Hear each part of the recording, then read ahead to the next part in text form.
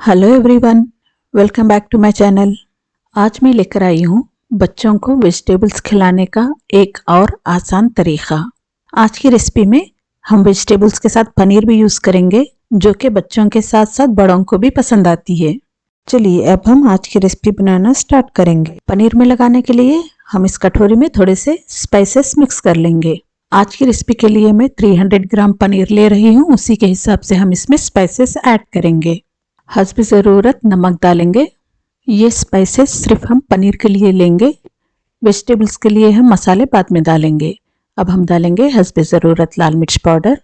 अब हम इसमें डालेंगे 1 पिंच होममेड मसाला। ये मसाला बनाना बहुत ही आसान है।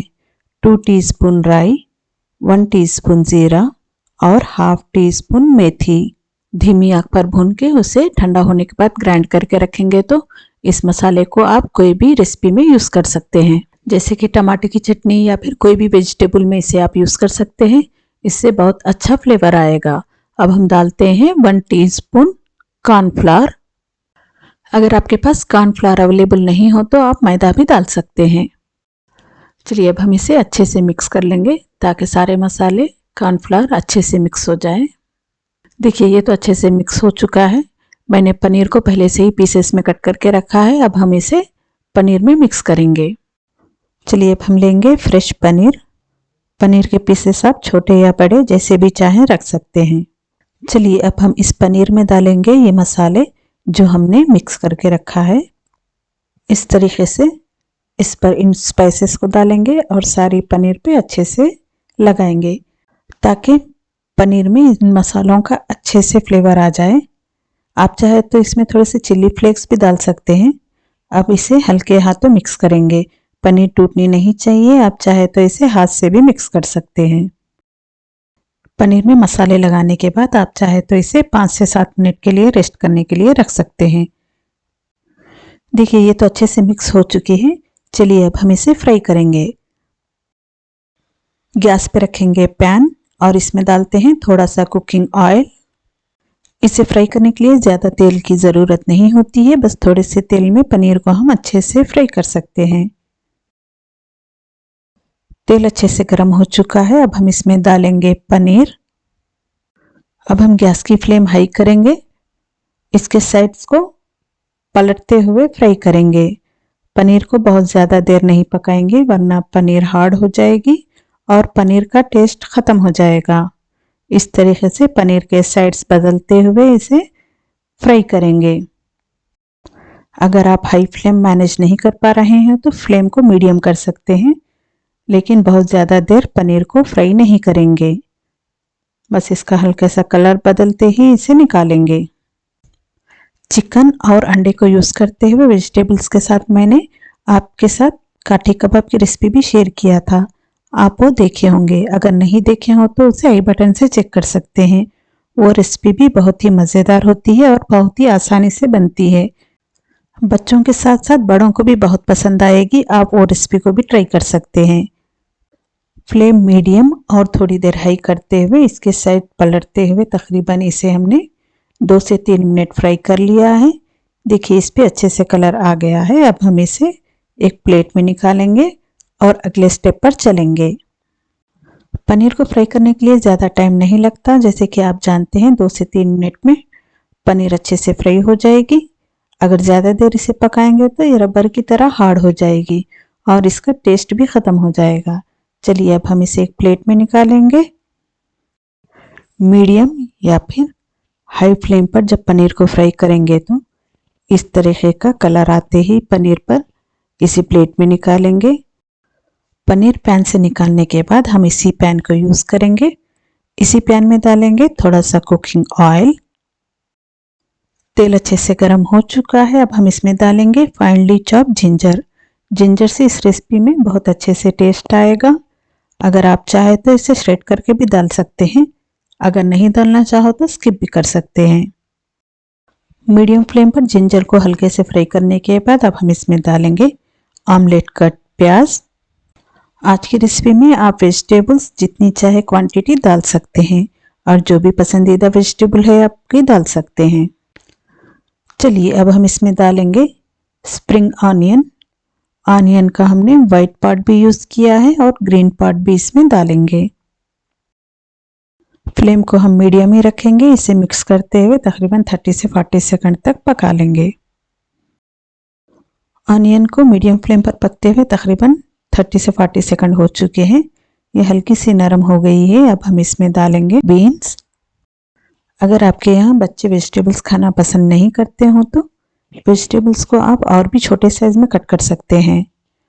और इस तरीके से एक बार आप ज़रूर ट्राई कीजिए। ये रेसिपी बहुत ही टेस्टी होती है, बच्चे ज़रूर पसंद करेंगे।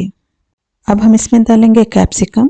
अगर आप चाहे तो रेड या फिर येलो बेल पेपर भी यूज़ कर सकते हैं। मीडियम फ्लेम पर इसे 1 मिनट तक फ्राई करने के बाद अब हम इसमें डालेंगे फाइनली चॉप ग्रीन चिल्लीज। आप चाहे तो सारे वेजिटेबल्स को एक साथ भी डालकर कुक कर सकते हैं, लेकिन जो वेजिटेबल्स देर से पकेंगे हम उसे पहले डालेंगे, जो जल्दी पकेंगे उसे बाद में डाल के हम पकाएंगे ताकि सारे वेजिटेबल्स इक्वली कुक हो जाएं। मीडियम फ्लेम पर ये वेजिटेबल्स पकते हुए तकरीबन 1 मिनट हो चुका है। अब इसमें डालेंगे फाइनली चॉप कैरेट। इसे अच्छे से मिक्स करते हुए तकरीबन 80% तक वेजिटेबल्स कुक होने तक पकाएंगे। आप चाहे तो इस रेसिपी में कैबेज भी यूज़ कर सकते हैं। अब हम इसमें डालेंगे फाइनली चॉप रेड चिल्लीज। अगर आपके पास ये अवेलेबल नहीं हो तो आप स्किप कर सकते हैं। ग्रीन चिल्लीज की क्वांटिटी ही बढ़ाकर डाल सकते हैं। अगर आप ग्रीन चिल्लीज नहीं डालना चाहो तो रेड चिल्ली पाउडर या फिर काली मिर्च पाउडर डाल सकते हैं। फ्लेम को हम लो कर लेंगे। अब इसमें डालते हैं हस्बे ज़रूरत नमक। अब हम गैस की फ्लेम मीडियम करेंगे। इसे मिक्स करते हुए मीडियम फ्लेम पर पकाएंगे। मीडियम फ्लेम पर वेजिटेबल्स पकते हुए तकरीबन 5 मिनट हो गए हैं। अब हम इसमें डालेंगे फाइनली चॉप टमाटो। मैंने मीडियम साइज का एक टमाटर यूज़ किया है, इसका स्किन निकाल के डाला है। आप चाहे तो स्किन के साथ डाल सकते हैं और टमाटर की क्वांटिटी ज़्यादा भी डाल सकते हैं। इसे मिक्स करते हुए टमाटर हल्के से नरम होने तक पकाएंगे। देखिए टमाटर हल्के से नरम हो चुके हैं। अब हम इसमें डालेंगे 1 टीस्पून चिल्ली सॉस। आप चाहे तो इसमें थोड़ा सा सोया सॉस डाल सकते हैं, लेकिन सोया सॉस डालने पर वेजिटेबल्स का कलर काला हो जाएगा, इसलिए मैं इस रेसिपी में सोया सॉस नहीं डालूंगी। ये ऑलमोस्ट पक चुके हैं। अब हम इसमें डालेंगे स्प्रिंग ऑनियन का ग्रीन वाला पार्ट। पहले हमने स्प्रिंग ऑनियन का वाइट और ग्रीन दोनों डाला था, अब थोड़ा सा ग्रीन वाला हिस्सा भी डालेंगे और इसे अच्छे से मिक्स करेंगे। देखिए ये तो अच्छे से मिक्स हो चुका है। अब हम इसमें डालेंगे फाइनली चॉप कोरिएंडर लीव्स। हरी धनिया डालने के बाद एक बार फिर इसे अच्छे से मिक्स कर लेंगे। हमने गैस की फ्लेम को लो पर ही रखा है। आज की रेसिपी आपको कैसी लगी हमें फीडबैक ज़रूर दीजिए। आपके कमेंट्स का हमें इंतज़ार रहेगा। इसी तरीके के मज़ेदार रेसिपीज अगर आप देखना चाहते हो तो मेरे वीडियो को लाइक ज़रूर कीजिए, चैनल को सब्सक्राइब कीजिए, फैमिली और फ्रेंड्स को भी शेयर कर दीजिए। साथ में बेल बटन भी प्रेस कीजिए ताकि मैं जब भी नए वीडियोस अपलोड करूं आपको उसके नोटिफिकेशन आसानी से मिल जाएं। वेजिटेबल्स तो अच्छे से पक चुके हैं। अब हम इसमें डालेंगे 3 teaspoon hot and sweet sauce. अगर आप चाहे तो टमाटो केचप भी डाल सकते हैं। सॉस को वेजिटेबल्स में अच्छे से मिक्स कर लेंगे। ये तो तैयार हो चुका है। अब हम इसमें डालेंगे पनीर जो हमने फ्राई करके रखा है। इसमें पनीर डालने के बाद इसे बहुत ज़्यादा नहीं पकाएंगे, बस हल्की से गर्म करेंगे ताकि पनीर सॉफ्ट हो जाए और इसमें सारे फ्लेवर्स अच्छे से मिक्स हो जाएं। पनीर को यूज़ करते हुए और भी कई सारे मज़ेदार रेसिपीज़ बना सकते हैं, जैसे कि पनीर बिरयानी, चिल्ली पनीर, पनीर पराठा और भी कई सारे रेसिपीज़ है। आप मेरे चैनल पे देखे होंगे, अगर नहीं देखे हो तो उसे आई बटन से चेक कर सकते हैं। इसमें पनीर डालने के बाद लो फ्लेम पर पकते हुए तकरीबन 1 मिनट हो गए हैं। अब हम गैस की फ्लेम को बंद करेंगे, इसे डिश आउट करेंगे। पराठे के साथ इसे इस तरीके से भी सर्व कर सकते हैं, लेकिन हम इसे पराठे में रोल करेंगे। अब हम लेंगे एक पराठा। ये वही पराठा है जो हमने काठी कबाब की रेसिपी में दिखाया था। आज हमने पराठा बिल्कुल उसी तरीके से बनाया है, बिल्कुल सॉफ्ट और टेस्टी। अब इस पराठे के बीच में रखेंगे स्टफिंग। आप जितनी चाहे इसमें फिलिंग कर सकते हैं। आप पराठे में जितनी ज़्यादा सब्जी और पनीर को भरेंगे उतना ही मज़ेदार रहेगा। इस तरीके से पराठे में स्टफिंग करने के बाद अब हम इसका रोल बनाएंगे। इस तरीके से नीचे से थोड़ा सा फोल्ड करेंगे, फिर इसे घुमाते हुए इस तरीके से रैप करेंगे। इसे टाइट रैप करेंगे ताकि इसे पकड़ के खाते वक्त फिलिंग नीचे से गिरे नहीं। आप चाहे तो इस तरीके से इसे टिश्यू पेपर पे रख के भी रैप कर सकते हैं। इस तरीके से पराठे को रखेंगे, फिर इसमें स्टफिंग करेंगे।